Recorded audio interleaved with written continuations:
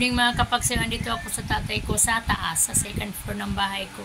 Masyado na siyang payat, mga kapagsiw. Ha? Hindi. Depende.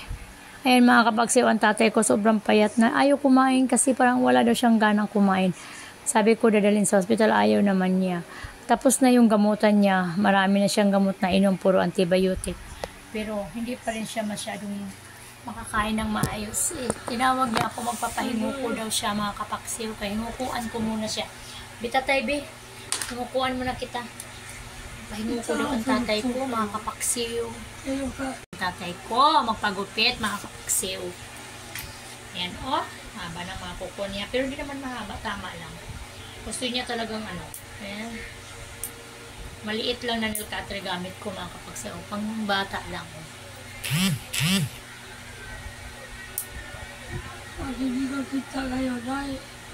Kita pa ko tayo. Isa ka.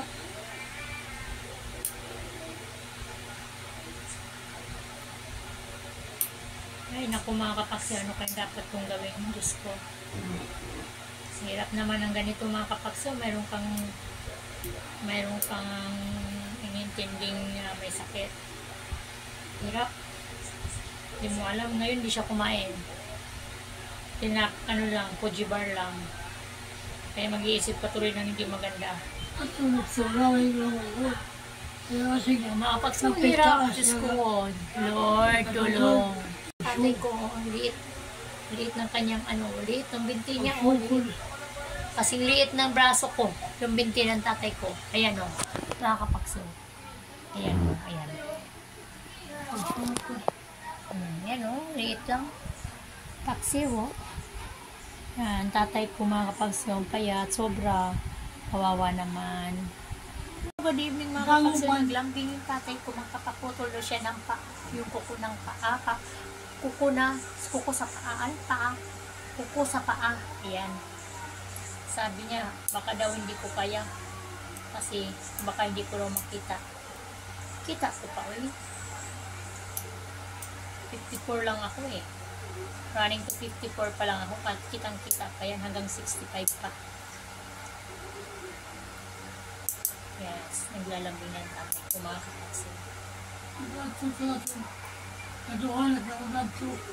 May alibyo. Ito may. Yes, mga kapagsiw. Thank you very much mga kapagsiw. Pray tayo mga kapagsiw. Para lang sa tatay ko. May alibyo man. Ay tatay, ayan tatay ko mga kapagsiw. May sakit. Ayan, 26 years old. Yes, yan. Payat. Ayaw kumain ng maayos. Kaya yan siya mga kapagsiw. Sobrang payat.